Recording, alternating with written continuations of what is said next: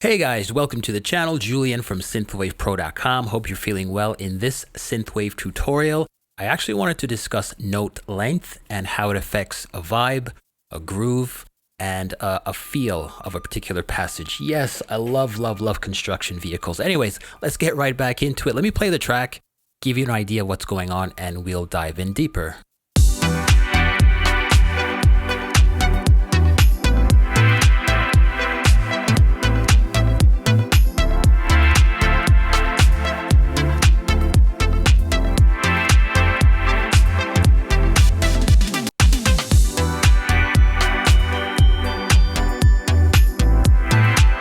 Okay, so let's focus on our bass line here. And what I'm going to do is solo the bass as well as our drum track. And let's pay attention to the note length of the bass as I manipulate the length of those notes and see how it affects the groove. Now I'm extending them. Now I'm shortening them. Don't know if you can hear the difference, but when it's a lot shorter, it's a lot more funky. Here's the extension. And it's also cleaning up our mix, right? So shorter notes have the bass come in and out, allowing more space for other signals in the track to breathe. All right, so sometimes these little tricks are the things that make our song stand out and sound a little cleaner, especially when there's a lot of bass going on there. So let's go ahead and play this one more time. Listen to the length of those notes. This is a monophonic sound, meaning that we can only play one note at a time and shorter.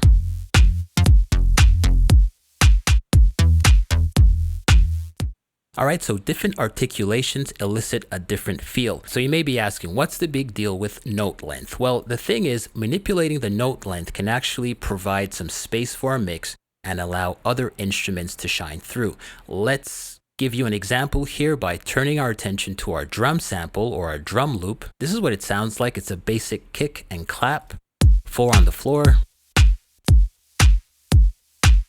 All right, nothing special. But let's go ahead and turn our attention to this green section here. I've actually highlighted. And what I like to do is manipulate the ADSR. And I do that by selecting this algorithm here, which is basically an arrow followed by a vertical line. This allows me to go in and manipulate the envelope of this sample. Now you'll see me lower the value here, and you'll notice that when I play the sample, these hits will actually be shorter. Let me loop this section so you can hear exactly what's going on.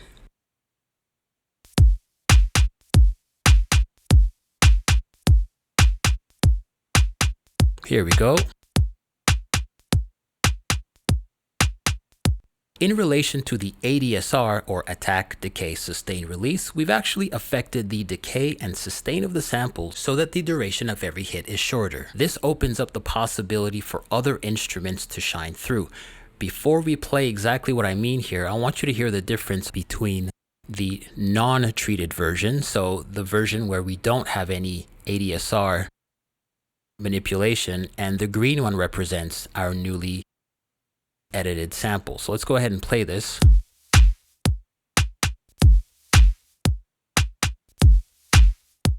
Okay, so this green highlighted section sounds a bit like what DJs would do in terms of implementing a high pass filter at the end of a break. It almost has that kind of sound.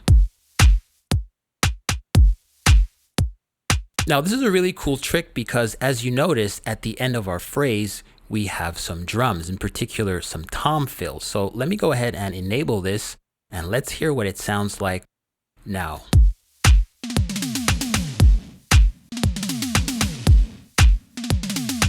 And before.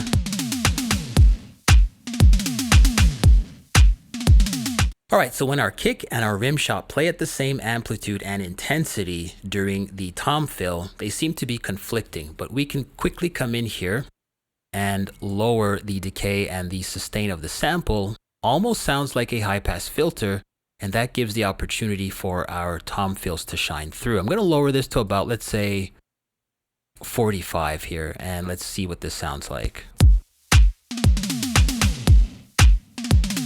This is at 100. Fighting. 35 sounds really nice.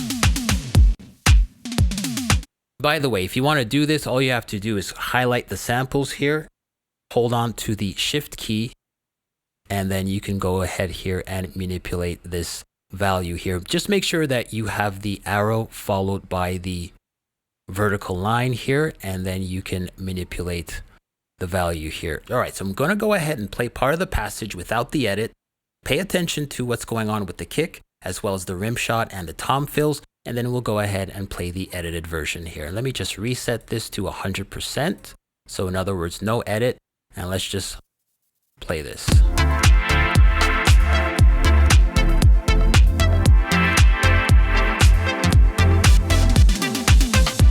All right, so let's go ahead and lower our value here to about 39.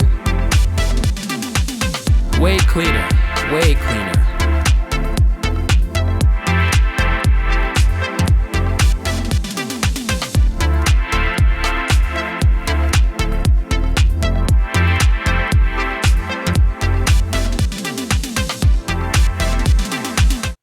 All right, so a very simple yet effective technique, something that we can use, for instance, in an introduction. Let's say you have some drums at the very beginning, but you don't want your drums to be all the way powering through. You sort of want to have them high passed and with a little less weight so that by the time you get to your main verse, your drums could be kicking. So let's go ahead and highlight this section. This will be our intro. Let's go ahead and alter the algorithm and lower this to, let's say, about 24, 25, somewhere around there. I'm going to mute the bass, and let's give this a shot. So you notice the drums sound almost like high passed.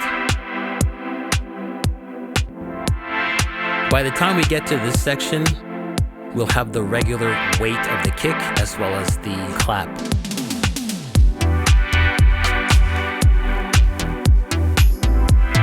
All right, so let me go ahead and solo these drums, and you can hear the sort of affected signal followed by the non-affected signal.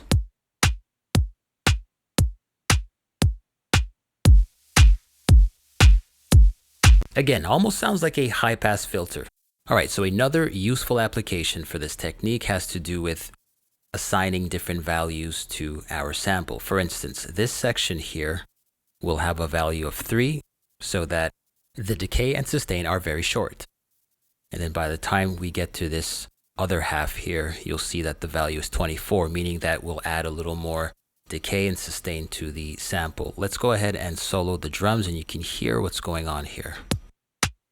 These are all values of 3.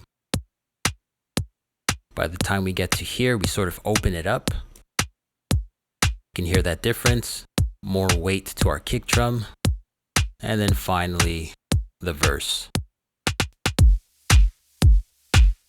All right, so don't be afraid to go in here and assign different values to these samples. And with the sequence, it sounds like this.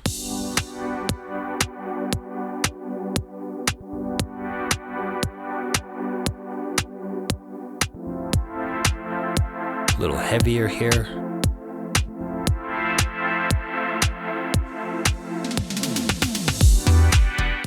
All right, so a really simple tutorial here, nothing too fancy, but very powerful and effective when it comes to creating space in our mix, reducing the sort of low end rumble, and also giving the opportunity of another instrument to sort of shine through without having to go overboard on volume or automation, simply by manipulating the length of our notes. I know if you follow my masterclass, I do talk quite a bit about that, okay? I just wanted to share this simple tip with you guys. If you found it useful, go ahead and give me a like, subscribe to the channel if you haven't done so already. And don't forget to hit that bell notification button to be notified of upcoming Synthwave tutorials. With that said, guys, stay safe, have yourself a great week, and I will see you next time.